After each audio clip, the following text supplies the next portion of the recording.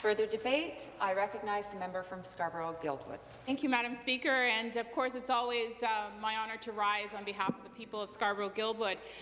Madam Speaker, today I'm adding my voice to many others in this legislature who have spoken out and who have stood up in expression of their serious concerns to this legislation. And, just this week I received a call from one of my constituents who is an imam and a faith leader. Order, please. And he shared with me the many concerns that faith leaders have expressed to one of the schedules in this bill that we haven't really talked a lot about, which is Schedule 8. Because this is an omnibus legislation, there's a lot that the government has packed in here and buried in this bill. And one of those is Schedule 8, where it amends the Marriage Act by granting the government wide power to remove the legal power of officials to officiate marriages. And Section C of the schedule states that the minister can revoke that power if the person should not, in the public interest, continue to be authorized to solemnize marriage. So the concern that this individual raised is, by what standard? What is the code of conduct? Where is it that it is an objective measure rather than just really the whim of the government and whichever minister has that power and that authority? And so, this long-standing ability to officiate marriages that has happened for centuries in the manner in which it does is now being grabbed by this government for its sole control. And so we don't know why it's here. There was no consultation with the officials who currently do this, and so there is concern about that being buried in this bill. Madam Speaker, I cannot speak to Bill 213 without stating the obvious, because it has consumed the time of this legislature. Why is it, under the cover of COVID, under the guise of helping small business, which you clearly are not doing, because small businesses have asked this government to help on commercial rent relief, to help on eviction moratoriums, to help in terms of the struggle that they have to repay the deferrals that were granted in Wave 1, which are now coming due in Wave 2. These are the big issues that small businesses have asked for, which is not addressed in this legislation.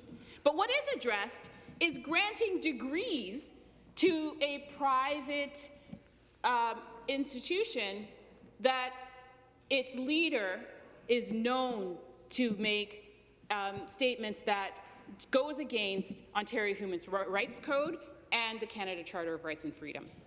And the concern that is raised is that this is because the Premier owes a favour back to Mr. McVetti. And why does he owe that favour? Because Mr. McVetti helped him on his campaign to get elected. And this is not the first time that concerns around that relationship have been raised. It is repeated. This payback is repeated. And so why is it that the Premier has not taken the opportunity that has been given to him to denounce this relationship that is so problematic? Islamophobic, transphobic, homophobic statements posted on social media have been made by this individual. And the relationship has been defined, and even videos have been circulating with the relationship. So why grant this superpower to grant degrees and, rather than supporting other aspect of our public post-secondary education system that is crying out for help and support at this time. So, Madam Speaker, I wanted to just use the time that I had to express those concerns and to state my strong opposition to this bill, especially with the inclusion of those schedules that are unneeded and unnecessary at this time. Thank you so much, Madam Speaker. Okay. Question and responses. I recognize the member for Barrie Innisfil. Thank you, Speaker. So my question is to the member. A lot of the things our government is doing is obviously respecting our municipal partners and treating them as a mature level of government through many of the pieces of legislation we proposed in this bill. And likewise with Bill 213, we're also giving municipalities direct input when it comes to allowing bottled water companies to withdraw new or increased amounts of groundwater in their communities. So this is really giving, like I was saying, municipalities more direct input. So I want to ask her whether or not she's supportive of municipalities having more input when it comes to Bill 213. Thank you. Response, the member for Scarborough-Guildwood. Of course I'm supportive of municipalities. I just tabled a private member's bill that completely goes against what you've just done to municipalities by revoking their ability to have ranked ballots for their local election. It was a right that municipalities had to choose how they elect their mayors and council, and to respect the rights of those local voters to do just that. And this government, under another omnibus bill, with the stroke of a pen, has revoked that power that municipalities had to choose their mayor and their council through ranked ballot. And my private member's bill 232 gives that local choice for local elections back to municipalities, because I believe that they do have the authority and the opportunity to choose how they elect their voting system. Further questions? The member from London North Centre. Thank you, Speaker. And I'd like to thank the member from Scarborough-Guildwood for her presentation today. My question is, through you, Speaker, why does this government have so many pieces of legislation which are supposedly about economic recovery and business, yet offer so little support to those businesses? Response, the member for Scarborough. Thank you, Speaker. You know, I absolutely agree with the member. You know, it is disappointing that each time the government puts forward a piece of legislation that you are looking for, is the government listening? And, you know, in this legislation, I was looking for substantive decisions around reducing red tape, because that's something that they talk about quite a bit. It's not there. Instead, what is there are clandestine schedules that reward their friends. And that's not what the people of Ontario expect at this time of an economic recession, when small businesses are boarding up, they are closing, they are hurting.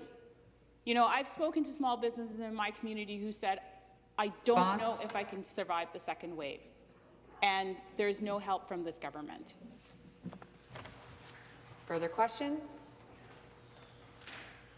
No questions? Further questions? I recognize the member from, oh my goodness, Spadina, Fort York. I apologize, member. Mr. Speaker, and thank you for your comments today. My question is about small businesses, because that's front and center in my writing. We've got a couple of crises. We've got the homelessness crisis in Spadina, Fort York, and we've also got small businesses going, closing at a breakneck pace. And I know it's across the province. This government's offering a property tax and an education tax rebate, and very little else. Nothing to actually keep businesses afloat right now. And I'm worried about the economic impact of this long term, because if we don't keep those businesses alive, then our economic recovery is going to take years and years, rather than just bouncing back after this. What would you recommend this government do to support small businesses? Response, Scarborough-Guildwood. Thank you, Madam Speaker. I would definitely recommend the $10 billion in deferrals that are going to be burdening many small businesses to come up with that cash flow at a time when they don't have it. I would extend that. I've said to the finance minister many, many months ago in question period that perhaps he should look at repayments that's multi-year, and that really gives small businesses an opportunity to manage their cash flow and to survive. That's all they want. They want the ability to survive the constraints that have been put upon them as we seek to deal with the health pandemic with COVID-19. And, it would have been my hope that this government would focus on those critical issues rather than sliding in every single bill. Look at Bill 229 that's supposed to be dealing with the budget, and now we're dealing with conservation authorities that they're trying to undermine. It's just the wrong focus, and we can't trust them to just stick to the facts. Question? The member for Whitby. Thank you, Speaker. To the member from Scarborough-Guildwood, this bill, Speaker, streamlines regulations in harmonizes other regulations. Unlike the previous government who added over 15 years 350,000 regulations that were impediments to businesses succeeding.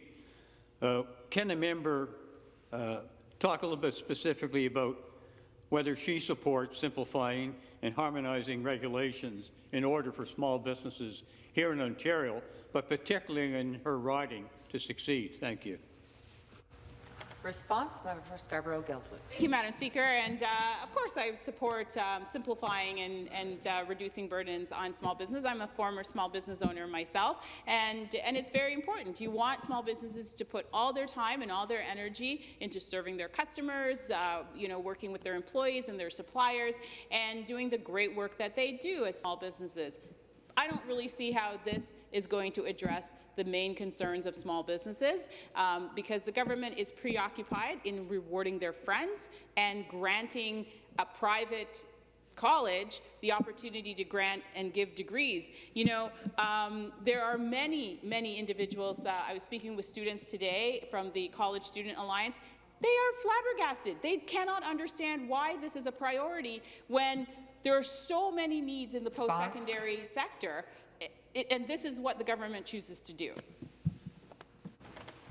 Further questions? A member from Thunder Bay, no? Okay. Guelph. I had the honor of serving with the member from Scarborough-Guildwood over the summer in the expanded Finance and Economic Affairs Committee, and we heard from hundreds and hundreds of small businesses, thousands of hours of testimony. And I'd ask the member, are there anything that those small businesses asked for in Bill 213? Not one. Response, the member for Scarborough-Guildwood.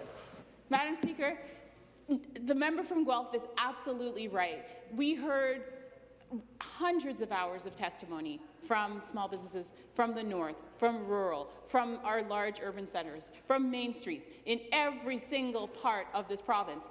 I will give you a really clear example of what an idea was that came forward. The independent broadcasters came forward and said, the government should set up a matching program for advertising. It would help small businesses to advertise at a time when they are struggling with liquidity and cash flow. It would help the independent broadcasters to continue to operate and to hire people, and it would keep main streets alive. This idea was put forward to the committee. There is nothing that responds to that in this bill or even in Bill 229. So the government is not listening to the urgent and important needs that small businesses have told them that they require. Thank you. Further question? Member for Barrie-Innisfil.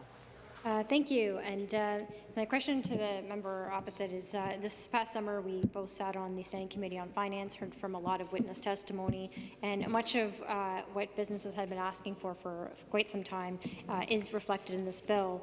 So I want to ask her in terms of, what are points in this bill that she can point to that she does actually agree with and that she could support and that she has heard from in her local riding as well. Thank you. Response? Member. I just want to say to the member opposite, my job here is to give you the other side. That's my job. Your job is to listen and develop good policies and to good programs. And it's shocking to me that this government believes that they have all the answers, that they don't need to listen to anyone else other than themselves and their friends. And, I will give you just a quote from at least 10 universities, this was from reported in the Toronto Star, who said, it is alarming that your government is intending to discreetly pass legislation that would allow the Canada Christian College to call itself a university and to award degrees. The Ontario government should not grant accreditation and degree granting privileges to institutions that do not meet the anti-discriminatory and anti-hate speech principles outlined in the Ontario Human Rights Code. Response. The diverse people in this province of all backgrounds and all faiths deserve better than what is being proposed in Schedule 2 in this legislation, and you should remove it. Thank you. Further debate?